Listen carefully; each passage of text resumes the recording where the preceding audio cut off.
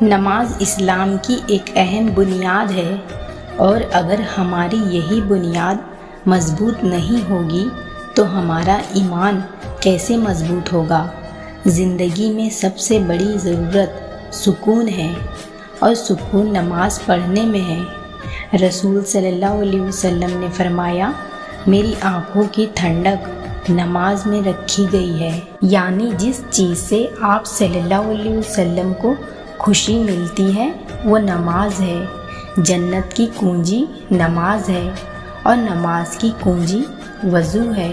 نماز جنت کے تالے کی چابی ہے۔ ایک نماز سے دوسری نماز تک جو صغیرہ گناہ ہو جاتے ہیں وہ نماز کی برکت سے معاف ہو جاتے ہیں۔ قیامت کے دن سب سے پہلے نماز کا حساب کیا جائے گا۔ اگر نماز اچھی ہوئی تو باقی اعمال بھی اچھے ہوں گے، اور اگر نماز خراب ہوئی تو باقی اعمال بھی خراب ہوں گے۔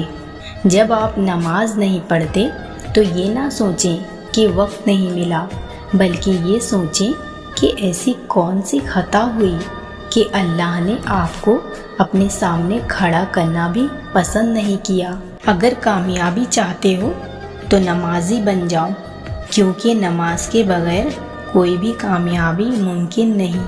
یاد رکھو، نماز 5 وقت اور اخلاق 24 گھنٹے فرض ہے۔